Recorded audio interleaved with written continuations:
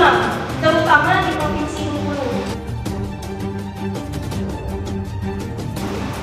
Dalam setiap kasus pasti ada mediasi terlebih dahulu untuk menyelesaikan permasalahannya. Jika dalam permasalahan itu ya Pak, pihak korban sudah diberikan pengarahan untuk diselesaikan secara kekeluargaan. Namun pihak korban itu tidak mau menyelesaikan permasalahan itu dengan secara keadilan restoratif, sedangkan tersangka maunya bisa diselesaikan secara kekeluargaan.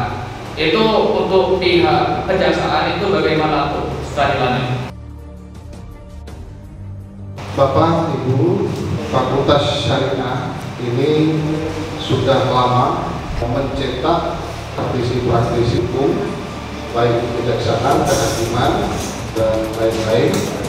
Jadi kita di UI, khususnya Fakultas Syariah ini, ke depan betul-betul akan menjadi mitra dari kejaksaan, dan ini awal yang baik saya kira menjadi kerjasama seperti ini, dan kita akan mempersiapkan kader-kader ini supaya paham, dan tidak untuk kemungkinan mereka juga nanti akan berkiprah di kejaksaan atau di tempat-tempat lain seperti kehakiman dan sebagainya.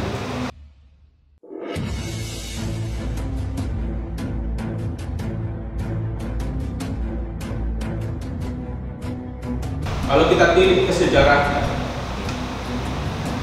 kita ini sesungguhnya hukum asli kita ini ya restoratif justice ini mengutamakan kepada upaya perdamaian.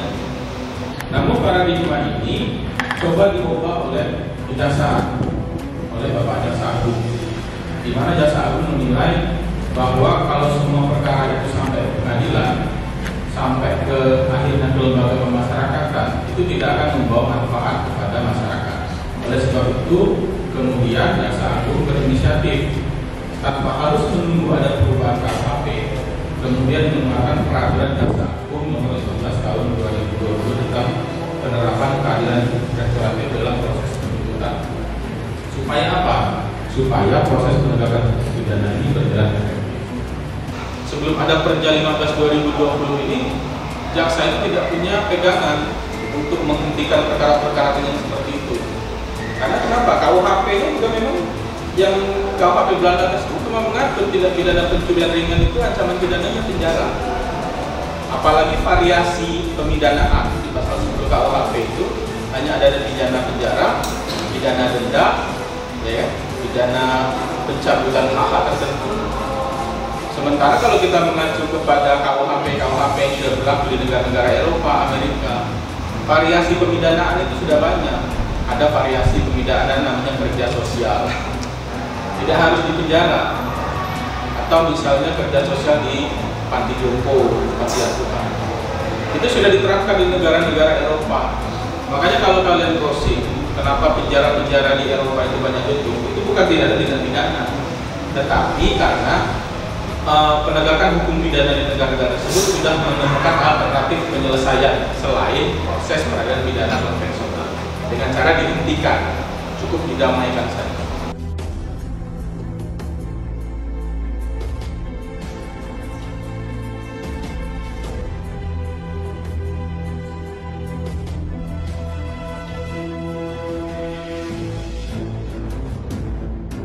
Kalau ada tidak pidana korupsi itu nggak bisa itu di restoratif justice itu, tidak bisa.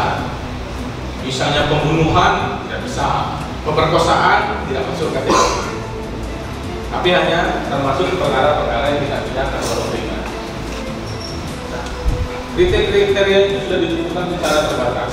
Itu ada 3 kriteria. Yang pertama, ancaman pidana yang dilakukan tidak lebih dari 5 tahun, nilai kerugiannya juga tidak lebih dari 2.500.000.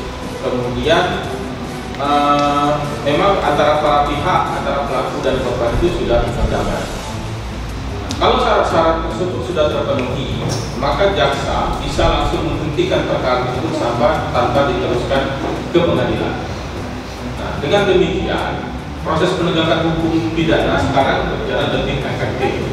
Karena sampai hari ini, itu kejaksaan sudah menghentikan perkara-perkara semacam ini. Perkara ringan, penganiayaan ringan, pencurian ringan, itu dengan pendekatannya keadaan restoratif cukup didamaikan saja.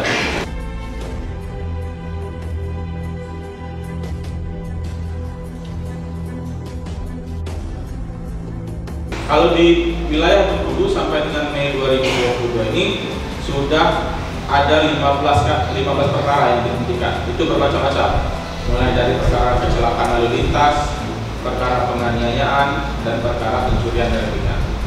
Kalau secara nasional sampai dengan tahun 2022 sampai sejak 2020 dikeluarkan peraturan jaksa ini sudah 823 perkara yang dihentikan dengan pendekatan keadilan restoratif. Kemarin kami juga sudah meresmikan namanya Brendo Tepung Setawar di Kota Bengkulu. Kita ambil nama Tepung Setawar karena Tepung Setawar ini adalah prosesi perdamaian adat yang berlaku di masyarakat Melayu. Nah, itu kita gunakan sebagai rumah restoratif justice. Kalau ada perdamaian kita lakukan di sana. Kami dari Fakultas Syariah Universitas Fatmawati Soekarno Bengkulu mengucapkan terima kasih kepada Kejaksaan Negeri Bengkulu atas partisipasi dan sosialisasi restoratif justice di Fakultas Syariah. Kedepannya kami harapkan ada follow up dan tindak lanjut dari kegiatan ini dari tahun ke tahun. Kejaksaan Negeri Bengkulu, Campuha. Assalamualaikum warahmatullahi wabarakatuh. Kami mahasiswa dari Universitas Islam Negeri Fatmawati Soekarno Bengkulu berterima kasih kepada Kejaksaan Negeri Bengkulu telah mengadakan jaksa masuk kampus. Semoga apa yang disampaikan oleh Kejaksaan Negeri Bengkulu bisa kami terapkan dan juga nantinya dari Universitas Islam Fatmawati Bengkulu bisa memberikan lulusan-lulusan terbaik yang juga nanti bisa bergabung di Kejaksaan Negeri Bengkulu. Kejaksaan Negeri Bengkulu, Campuha.